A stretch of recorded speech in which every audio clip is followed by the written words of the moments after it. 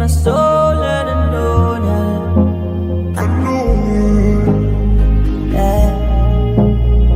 Oh, no, no, no. Yeah. Hey guys, and welcome back to my channel. So for today's video, it's actually going to be a sewing tutorial. It's part of the Lé Lesél Collection, and it's actually the shirt that I'm wearing right now. So this shirt was actually inspired by basically every single trend that was happening during the summertime.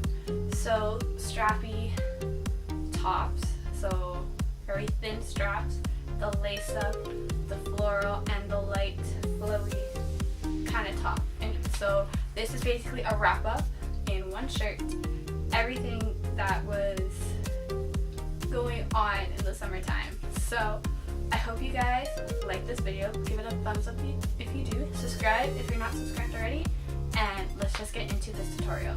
Alright, so what you're going to need is measuring tape, pins, seam rippers, chalk, needle and thread, sewing machine, string, and obviously scissors. The eyelet holes. And this is my fabric of choice. Something very light and airy for the summertime. This is my front and back basic bodice patterns. You could even use a t-shirt for this if you'd like. Just fold the t-shirt in half and pin it down onto your fabric, like how this pattern is pinned out. Pin it down and trace all the way around it, and then trace a seam allowance of about ½ an inch.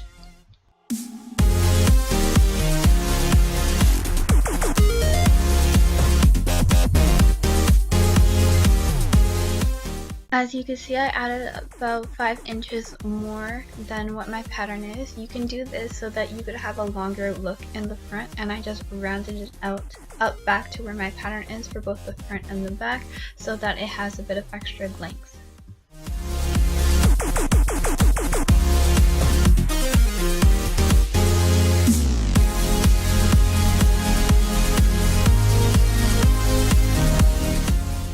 Once this is all traced out, you're ready to cut out your front and back pattern pieces.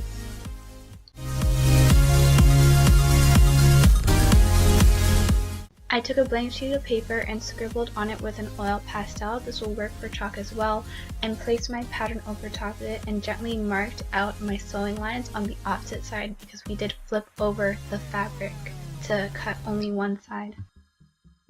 After that was done, I did mark out 7 inches from my neckline down so that I would have a deep V, and just trace that out back up to the shoulder line. And then traced it from the back as well. I measured the front from where I had my shoulder point to be, and then marked that off in the back as well, so that it has the same pointed stops around the same areas for the front and the back, and then retraced out my armhole lines. Once that is done, we can use the same tracing method we did previously to trace back out the new neck and armhole lines. Then cut out the extra fabric. This is what our front and back pattern pieces are roughly supposed to look like when you're done cutting out everything.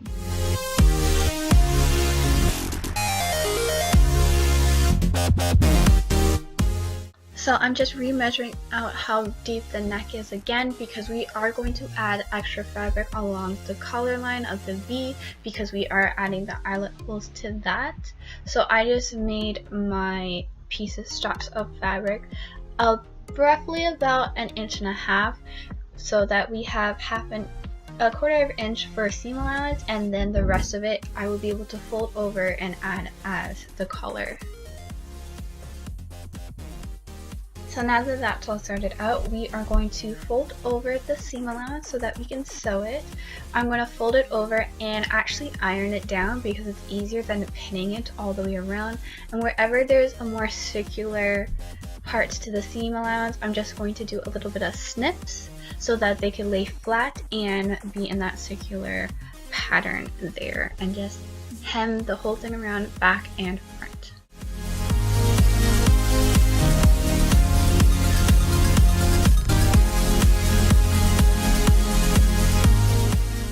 What I did was iron down the 2 raw edges and 1 long raw edge of those 2 straps that I did, and then hemmed those 2 down. The 1 raw edge that wasn't hemmed down, I pinned that to the shirt itself, good side facing wrong side being the actual shirt, good side being the strap, and I just hemmed that down both sides.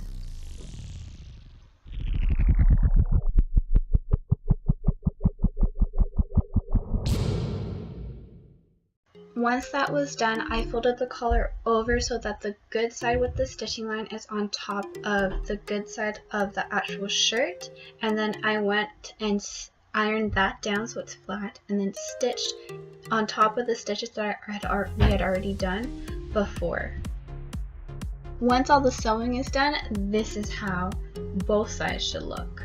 So now we're going to take our string. Mine was a light blue leather, and our eyelet holes, and we're just going to basically eyelet hole this whole shirt and lace it up. So the eyelet holes I got at Michael's, and this is what comes in it: the eyelets, the little stick thing, the place to put the eyelets, and then take any hammer you have and just use it. So since we're using the string as straps, I just placed the eyelet holes at the 2 tops on the front and the back, marked out where those holes should be, and then snipped a little bit big enough for the eyelet to push through but not too big to fall out, and just hammered them into place. It's pretty self-explanatory as long as you watch.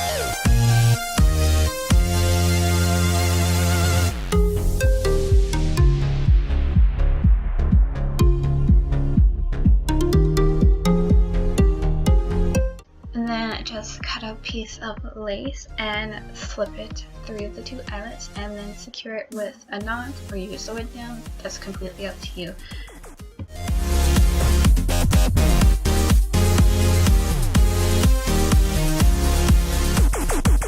So the reason why I said I kind of went a little bit crazy here is because I have the lace for the straps, I have the lace going across the big V-neck line so it's laced up, and I'm also doing it along the sides. I did 4 only along the sides so that it is held together securely, but it still has the slit opening on the sides as well.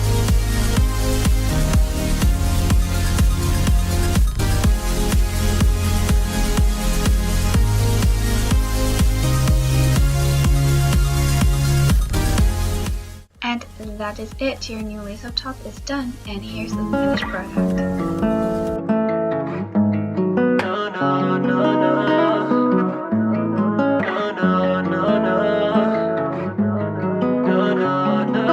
Why you gotta be so complicated? Why you gotta be so complicated? Why is it love always gotta be so frustrating? Yeah.